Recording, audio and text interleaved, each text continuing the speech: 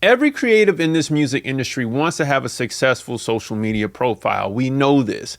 But the thing is, you have a lack of consistent effort towards developing that successful profile. And this usually stems from a lack of drive or consistent drive to push you forward in these matters. Some others may be feeling a little bit of defeat simply because you're looking at the success that everybody else is having out here. So as long as you can visualize what I'm about to say to you today, then all these fears or all of these things these roadblocks that you have in your way will just suddenly disappear, and you're gonna say, oh yeah, I got it. So let's talk about it coming up right now on the Music Money Makeover show.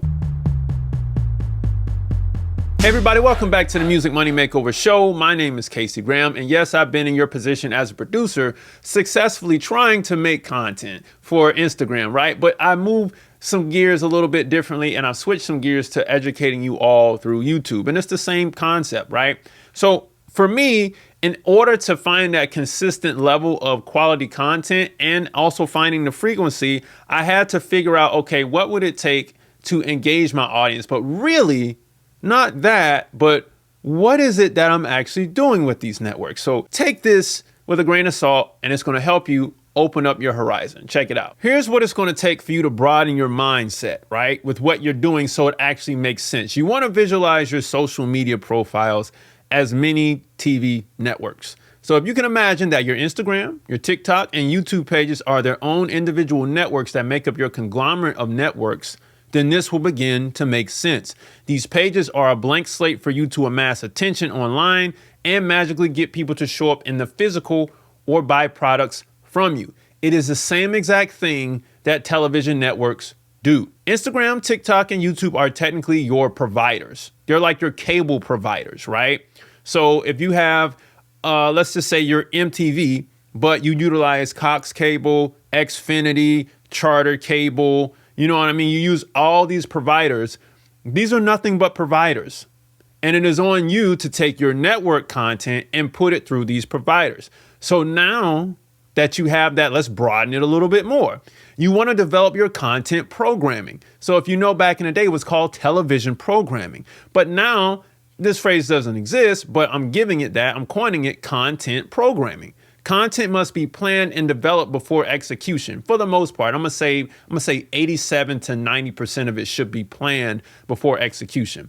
This is where a lot of artists slam against the wall. It is simply because you do not know what or who you want to produce your content for, how you want your viewers to react to your content, and what you want your viewers to do after they view your content. But in the television world, they know exactly what they want to do. They want to get you to watch this content so you love it, but then they're going to go to their advertisers and say, hey, look, we're going to advertise this stuff for you. We want you to go and buy from these advertisers. But it could be your products as well. Just like I advertise my 60-day record label course in every video, right? It's the same thing. So if we look at it and we say, okay, these are our providers, and then we're going to develop our content programming, then the next thing we want to do is pre-schedule the content programming. Lastly, all content should be scheduled, just like a television network. Even live events are pre-scheduled. They really are. You get what I'm saying?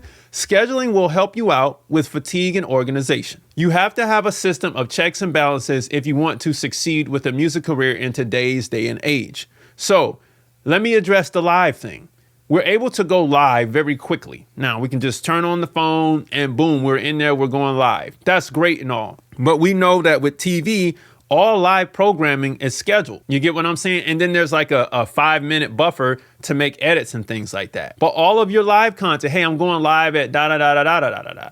The only variable we have now is the ability to go live instantly. Everything should be scheduled. So if your content is scheduled, shouldn't your releases be scheduled so that you have the maximum impact around your albums?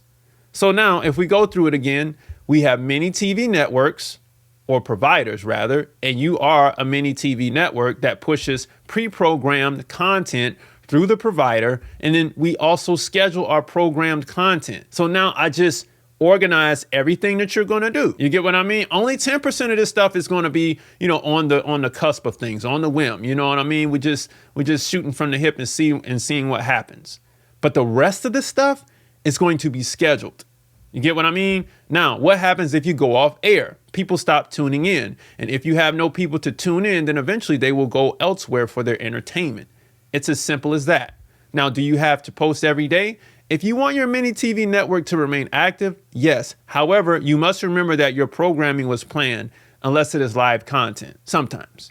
So just think, I don't know, some of you are too young to understand the TV Guide channel, but if you have cable TV or if your mom and pop still have cable TV, then you know that there is a guide that shows pre-programmed content that you can scroll up and see, oh, I'm gonna set the DVR or whatever it's called, because I don't even watch cable TV no more. What my mom does, it shows where time is going, right? And you can record that stuff. Back in the day, we used to record it on VHS tapes. You get what I'm saying? Because all this stuff was pre-programmed. So it's the same thing here. It's just in a different medium. So this now makes it more logical for you to get things done, to build your fan bases quicker, more planned, more executed, more precise, more sharp. You know what I mean? Now, I thought the object of being a recording artist was to sell out shows, not create content. You have to remember that you have an entire audience that still wants to engage with you outside of a live experience. These people may never come to a show, but they still want to be entertained by you and spend money with you. And you can think of this as the people who, since the pandemic, don't even go to movie theaters anymore. Movie theaters don't even see the amount of traffic they used to see anymore. That's why movies come out, they have to share the time with the theaters. The movies come out for purchase online 2 weeks later. So the movie theaters only have 2 weeks of time before everybody's like, well, so the movie companies can actually get their money, and everybody else at home is like, I don't want to sit next to people in the theater, but I still want to enjoy this stuff because I got my big 70-inch flat screen TV with a sound bar now that's just as good as sitting in the theater, but I don't have to go nowhere. So I just want to purchase my movies at home. You see what I'm saying?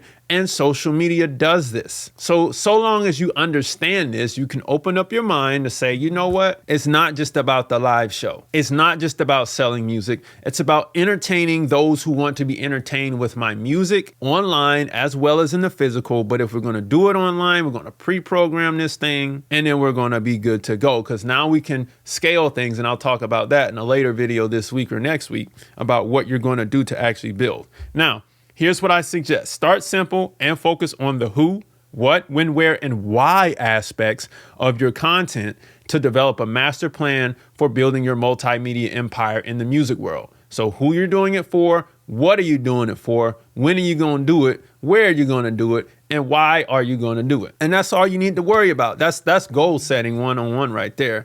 But when you begin to say, all right, this is why we're doing it, and this is what we're doing it for, you're going to need a foundation to build it upon. It's going to be based on a company, preferably an LLC when you're just getting started. So I built something called a 60-day record label course, and this is for anybody who's building a label or a publishing company who just needs to own intellectual property copyright assets. And that's nearly 99.9% of you watching the channel.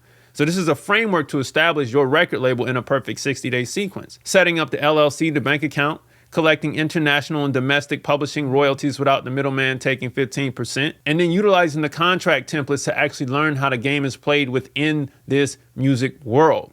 Because how else are you going to be able to scale if you don't know how to move and shake with your intellectual property that you actually own? All right. Everything that you see on the bottom right-hand side is included within this course. So I recommend that you click the link below this video to check it out. Now, grab the free stuff below if this is your first time watching the video. But creating content this way yields enhanced engagement, a growing fan base, monetization opportunities, real-world impact, brand partnerships, and artistic freedom.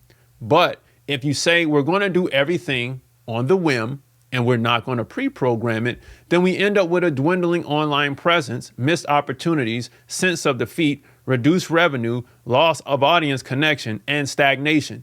And this is a friend of mine. This has happened to me. I've had a lot of you all leave because I either wasn't consistent on my timing or it just wasn't what you wanted to hear. I wasn't paying attention to the audience engagement. And so everybody ends up becoming a victim to this side, but ultimately this is where we want to be. So if you can redefine your digital presence, this will open up a world of opportunity for you, for your musical creations, for your company, for all of the stuff that you're trying to do, Music Money Maker. So if you make music, You should always make money. Log on to musicmoneymakeover.com, download the free stuff below, jump into the 60-day record label. Okay, book a call on musicmoneymakeover.com, and I'll see you next time. Peace.